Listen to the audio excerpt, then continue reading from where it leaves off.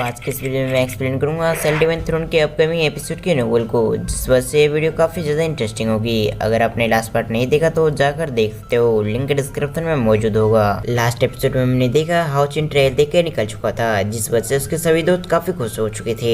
हाओचिन इस बार हाओयो से थोड़े से दूर टेलीपोर्ट हो गया था, जिस वजह से उसे हाओयो को ढूंढने में कुछ समय लग गया था। इसी दौरान वहाँ पर हाओयो को मारने के लिए वहाँ पर काफ़ी सारे कंकाल आ गए थे, लेकिन हाओचिन उन सभी कंकाल को खत्म करने के बाद लाइट एलिमेंट फेरी के साथ उस गुफा के अंदर आ चुका था, जिसके कुछ समय बाद वहाँ पर काफी सारे ज़ॉम्बीज़ आ जाते हैं। अब यह देखकर तो हाओचिन काफी ज्यादा हैरान हो गया था। हाओचिन को पता चलता है कि ये सभी ज़ॉम्बीज़ भी हाओयो को मारने के लिए आया है, जिस वजह से हाओचिन उन सभी ज़ॉम्बीज़ से लड़ने के लिए चला गया। हम देखते हैं इस वजह से ज़ॉम्बीज़ किंग काफी गुस्से में आ चुका था। अब आगे इस पार्ट के स्टार्टिंग में ज़ॉम्बीज़ किंग अपने पास से एक क्रिस्टल निकालते हुए एक तरफ देखने लगता है। वो अपने मन में कहता है कि यही चीज है।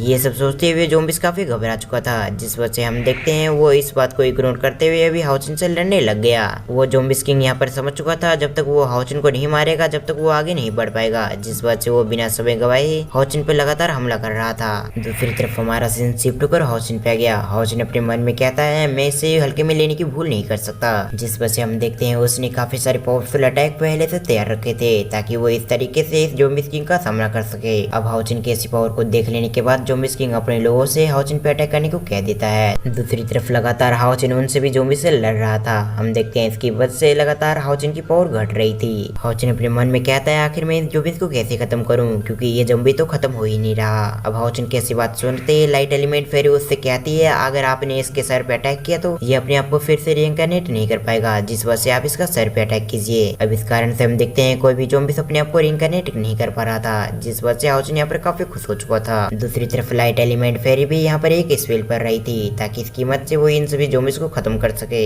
स्पेल की इतनी पावर होती है कि आसपास की एनर्जी उसकी तरफ जाने लग गई होती है। हम देखते हैं लाइट एलिमेंट फेरी के चारों तरफ एनर्जी की बाढ़ आ चुकी थी, जो कि सीधा उसी स्पेल में जाते हुए उस स्पेल की पावर बढ़ा रही होती है। धीरे धीरे करते हुए स्पेल की पावर लगातार बढ़ रही होती है, जिस वजह से हम देखते हैं काफी सारे ज़ॉम्बीज़ ने लाइट एलिमेंट फेरी पे हमला कर दिया था, लेकिन बीच में हाओचिन आते हुए उन सभी ज़ॉम्बीज़ को खत्म कर रहा था। हाओचिन लाइट एलिमेंट फेरी की तरफ देखते हुए उससे कहता है जल्दी तुम अपने स्पेल को पूरा करो ताकि इसकी मदद से तुम इस सभी ज़ॉम्बीज़ को संभाल सकोगी। अब हाओचिन की इस बात को पूरा होते ही हम देखते हैं लाइट एलिमेंट फेरी ने अपनी पावर को और भी बढ़ा दिया था ताकि इसकी मदद से लाइट एलिमेंट फेरी जल्दी जल्दी इस टेक्निक को पूरा कर सके। अब कुछ समय के अंदर लाइट एलिमेंट फेरी ने अपने स्पेल को पूरी तरह से पढ़ लिया, जिस कारण से वहाँ पर एक बहुत बड़ा ब्लास्ट होता है। अब इस ब्लास्ट की इतनी पावर होती है कि आसपास के काफी सारे ज़ॉम्बीज़ वहाँ पर मारे गए थे। अब ये देखते ही वहाँ पर दो पावरफुल ज़ॉम्बीज़ आ जाते हैं, जो कि हाओचिन और लाइट एलिमेंट फेरी को मारने के लिए आए हुए थे, क्योंकि वो दोनों यहाँ पर समझ चुके थे कि अगर वो दोनों यहाँ पर सामने नहीं आए तो ये दोनों काफी सारे उनके ज़ॉम्बीज़ भाइयों को मार देगा। अब उन दोनों ज़ॉम्बीज़ के पास पॉइजन की पावर होती है। हम देखते हैं एक ज़ॉम्बीज़ ने लाइट एलिमेंट फेरी पे अटैक कर दिया तो दूसरा हाओचिन से लड़ने चला गया। अब इन दोनों ने मिलकर हाओचिन और लाइट एलिमेंट फेरी के कंबाइन फाइट स्किल को ब्रेक कर दिया था, यानी कि उन दोनों को अलग अलग कर दिया होता है ताकि इस तरीके से वो दोनों ज़ॉम्बीज़ एक एक को संभाल सके।